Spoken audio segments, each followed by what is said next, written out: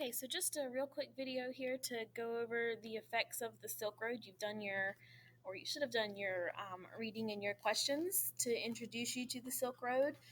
And so basically, what was happening as a result of the Silk Road is there was a lot of economic impacts all over Europe and the Middle East and Africa and those areas.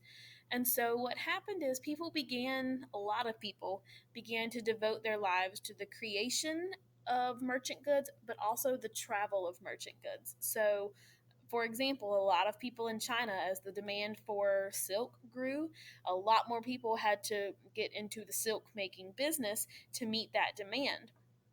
But then we've also got people who are now becoming merchants who remember we were when you were doing your reading they were talking about how they relayed back and forth between towns, and so now people had choices about their line of business. Were they going to be farmers? Were they going to be merchants? Were they going to be traders? What exactly were they going to do with their lives? It was no longer just the option of staying home and doing nothing. So, it was also a route for the trade of ideas. So, for example, the Silk Road led to the spread of a lot of religions. So Buddhism was one of the religions that spread along the Silk Road, and as it goes into different places, it starts to change. Instead of there just being one type of Buddhism, there's now two. They're known as Theravada and Mahayana Buddhism. One of them sees the Buddha as more like a god, and the other sees him as just a spiritual teacher. Islam also spreads along the Silk Road. So as Muslim merchants are doing all their trading all around the Mediterranean Sea, they're spreading their culture and their religion as well. And Christian monasteries become really popular on the Silk Road because they're safe places for these caravans to stop. So they're sort of like pit stops or rest areas along the Silk Road.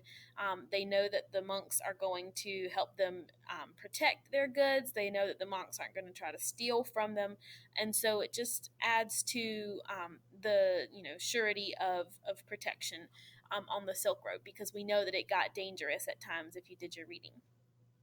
And then, probably the worst effect of the Silk Road is that it's responsible for the spread of disease.